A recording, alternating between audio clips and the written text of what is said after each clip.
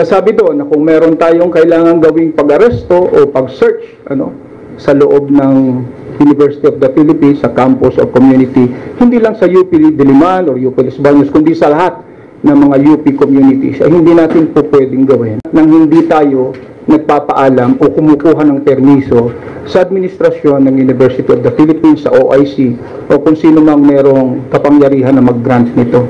Danilo Concepcion. Now, I am willing to talk to him, pero sagutin muna nila kung bakit namatay itong mga taong ito na kasama ng NPA. This is a list of students of UP from all UP campuses na namatay during encounters with the armed forces.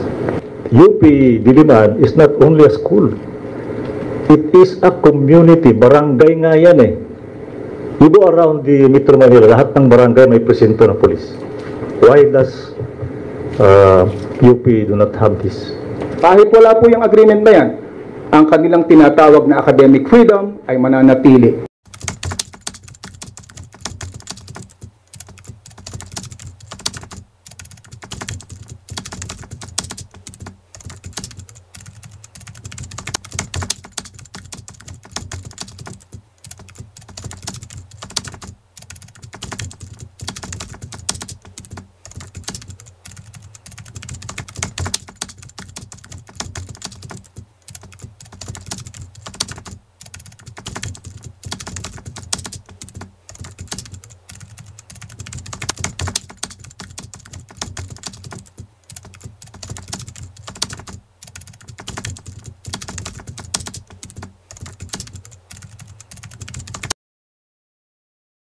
Patricia Manguna, sir, TV5. Sir, was the UP Academe consulted before you decided to abrogate this? No. How come, sir? Could you give us an explanation? This agreement is a meeting of two minds, ano? It is a meeting of two minds. Kung kaya nung isa, I think consultation is actually it's not needed. It's useless, ano? Sir, if I may. Yes, I may answer. The abrogation of the agreement by the Secretary of National Defense, even if he did that unilaterally, is not in violation of any provisions of contract or any agreement. The fact is, the agreement has been voided by the passage of time. When the agreement was signed in 1989, it was between the Secretary of National Defense, who has under his powers the Armed Forces of the Philippines, being one of its departments. And the AFP then is comprised by the Philippine Army, Philippine Air Force, and the Philippine Navy, and the Philippine Constabulary Integrated National Police. In 1991, with the passage of the PNP law, under the 1987 Constitution, there has to be one police force which is civilian in character and national in scope. It practically, it removed the PNP from the agreement. So therefore, this agreement is void insofar as the PNP is concerned, and there has been a substantial change in the parties to the contract. So therefore, since 1991, this agreement has been voided by the substantial difference in the parties to the contract. That is under the doctrine of rebus sic stantibus, or the fundamental change in the composition or circumstances of the party. Second point, the 1989 agreement is contrary to public policy because it is inimical to public interest. Why? Because under this agreement, if you have seen that agreement, it says there that the AFP and the police cannot just enter the University of the Philippines, even if they have with them arrest warrants or search warrants. This means that we are depriving the public their right to be ensured to be safe. Paano na lamang po kung mayroong Shabu Laboratory, for instance, sa loob ng University of the Philippines community or campus, and then meron po tayong valid arrest warrant at search warrant. Ang hinihingi po ng agreement na ito, kailangang dadaan muna tayo sa UP administration upang ipaalam bago tayo mag-search. And it violates the rules of court. Nowhere in the rules of court does it say that there's another step that law enforcers should do before they could implement a valid arrest and a valid warrant. Therefore, this is contrary to public policy. And the third among many other reasons that we could cite is the doctrine of qualified political agency, which means that under that doctrine, ang isang secretary ay alter ego ng isang pangulo. In that case, it was during the time of Secretary Ramos as the Secretary of National Defense that he undertook and he signed this agreement. But now that the incumbent Secretary of National Defense has revoked it, has abrogated the agreement, and it was agreed upon by no less than the President of the Republic, then that makes the act of the Secretary of National Defense, now Secretary Lorenzana, valid, legal, and binding. Okay. Sir, one follow-up. Will we entertain or welcome any appeal from UP kung meron man?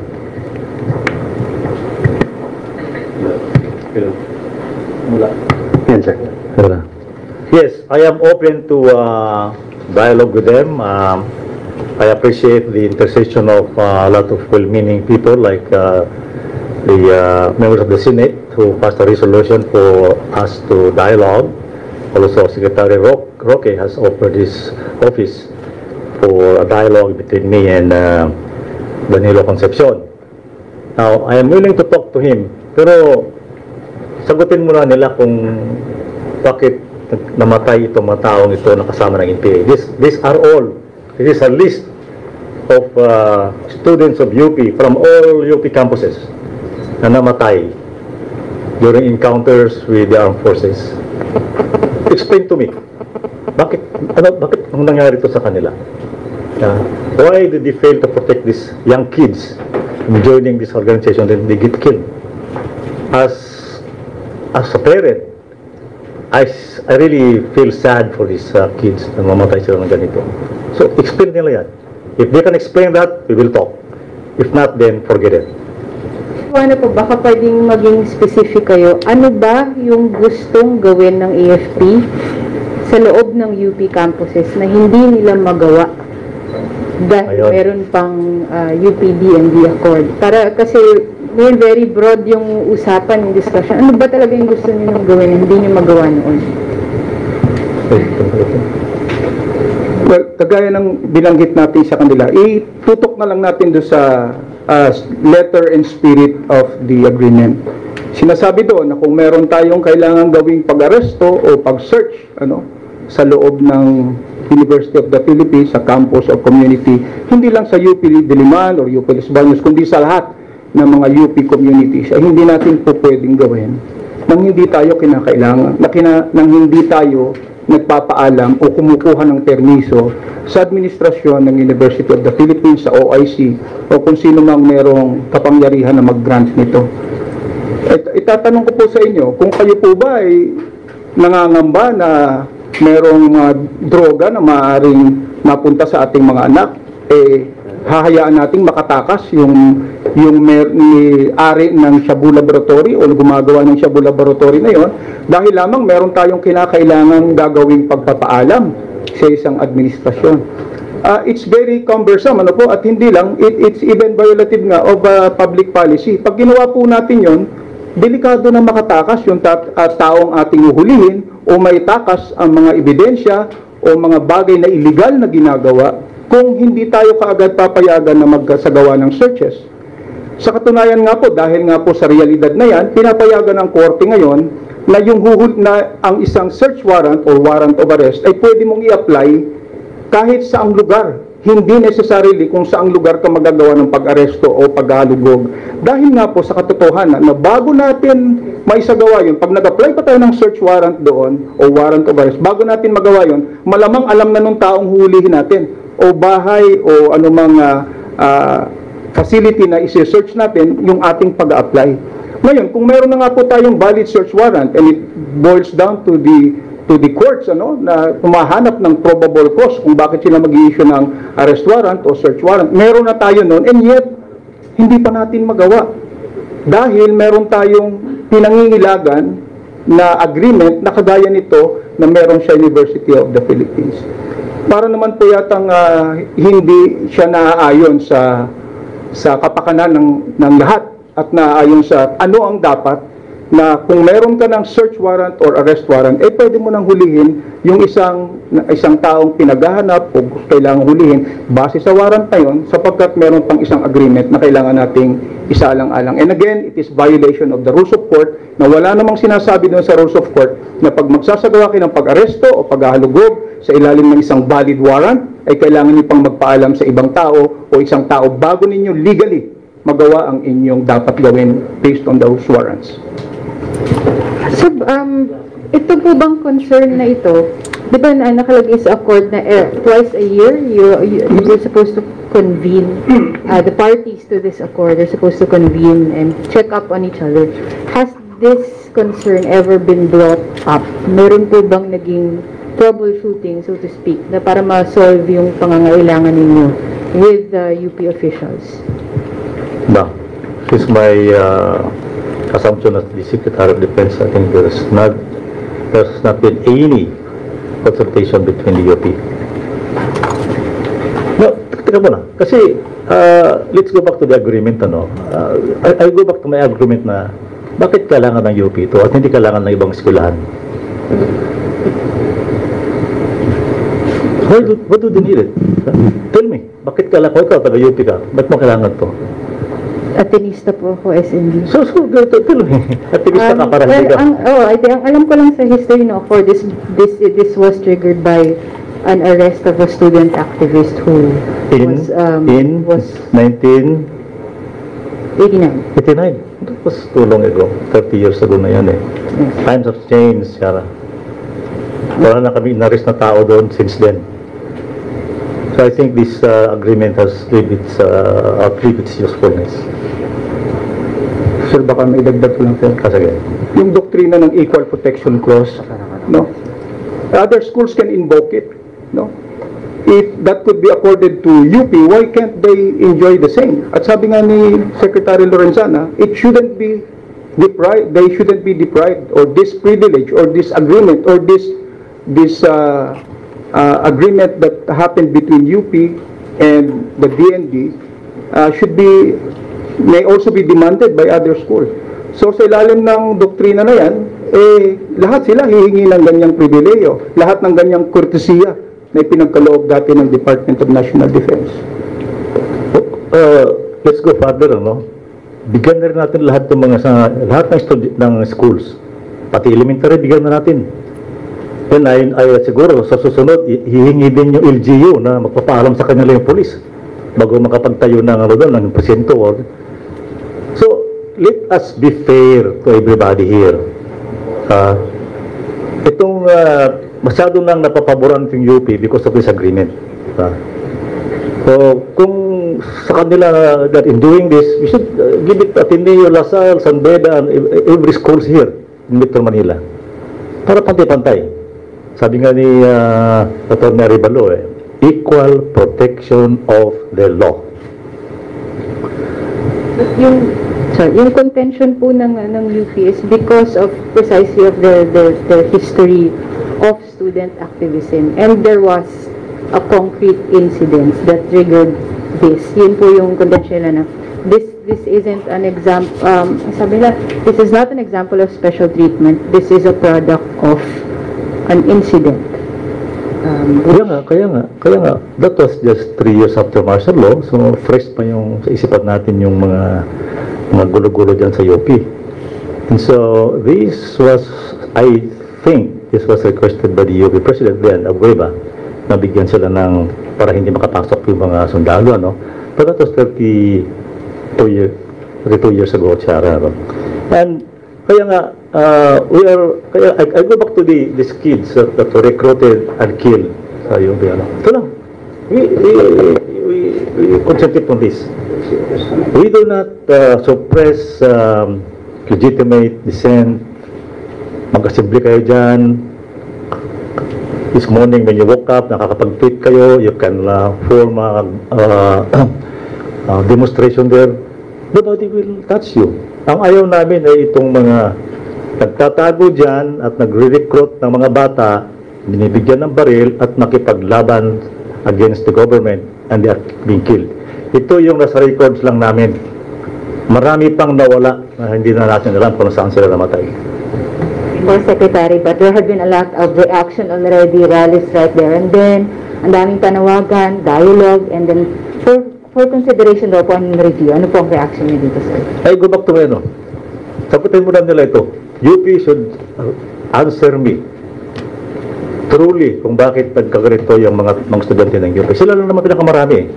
There are a few from other schools, but the most number of cadres sa ka-NPA na namapatay namin ay galing sa UP. Sagutin nila yan. Sir, after UP, what's next daw po? What's next? Nothing. They will exist as before. They can do anything they want. Kung sinasabi nilang infringement of academic freedom, I think Attorney Ribalo will explain to you what academic freedom is. Madalas po nating naririnig na yung ginagawa daw na ito, specifically ito raw, ay magiging violation ng academic freedom. Narinig na po ba natin ang paliwanag nila kung anong academic freedom ang nababiolate dahil sa pagsasara nitong agreement na ito? Dahil kung wala po silang malinaw na babanggitin kung anong academic freedom ang nako-curtail nito, ay tayo po ang magbabanggit sa kanila.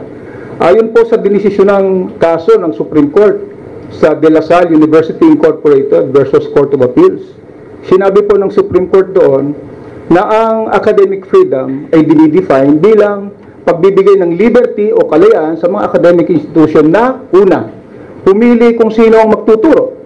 Ikalawa, ano ang ituturo. Ikatlo, paano siya ituturo. At ikaapat, sino ang pwedeng mag-aral sa kanilang universidad. Yan po ang apat na pumapaloob sa tinatawag na academic freedom according to that ruling of the Supreme Court. Eh wala naman pong nababiolate na apat na ganito sa University of the Philippines sa pagputol nitong agreement na ito. At kung pinangangambahan po natin na maging itong apat na ito ay ma-violate dahil na naputol itong agreement na ito, huwag po silang mag-alala. Because academic freedom is enshrined in the Constitution, not in this agreement. So even if this agreement is abrogated and voided by the passing of time, by the reasons I explained earlier, and by the act of the Secretary of National Defense as confirmed and validated by the President of the Republic, then wala po silang dapat pangambahan sapagkat inuulit ko po, ang academic freedom according to that definition and what encompasses academic freedom is enshrined in the Constitution, not in the four corners of this agreement. So kahit wala po yung agreement na yan, ang kanilang tinatawag na academic freedom ay mananatili. Kaya po sana yung mga ibang mga kasamahan natin, mga kapwa ko graduates ng University of the Philippines, sana po wag na natin gamitin itong misleading na issue. Wala naman pong academic freedom na mako-curtail o may impinge dahil sa pagsasara ng agreement ito. Dahil inuulit po natin, ang academic freedom, even according to that definition, is enshrined in the Constitution, not in this agreement. Have we conducted operations, sir? Nagkaroon ba ng mga operations ang ating security forces na na-hamper in going after itong supposed recruitment, itong going after mga taong humihikayat supposedly sa mga estudyante na sumali sa communist movement, sir, na hindi natin nasagawa dahil sa agreement na ito?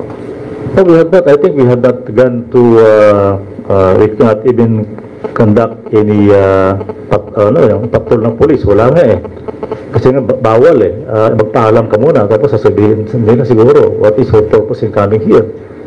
And remember that UP Diliman is not only a school. It is a community. Barangay nga yan eh. You go around the Metro Manila, lahat ng barangay may presinto ng police. Why does UP do not have this? Meron silang police force. We are the only campus that have a private army na pinangalan nila, yung pwede nilang utusan. So, talagang, it is an equal treatment here among colleges. So we can do the operation, sir. Pwede niyong isagawa yung operation to go after these recruiters inside the UP. UP campuses, even if existing itong agreement, sir. Yes, we can. Ang problema lang dyan, magpapaalam ka muna. You cannot surprise these people ginagawa namin na may-ari. Pati na arresto nga eh. Arrest, Pati search. search warrant. Magpaalam ka pa sa administration. Where in the court, rules of court can you see that? None. So, parang nandun, sabi nga ni Secretary Speron kahapon nung nag-uusap kami about this. Sabi niya, lumalabas na elitista itong na they consider themselves as above the rest because gusto nilang itrato sila ng espesyal.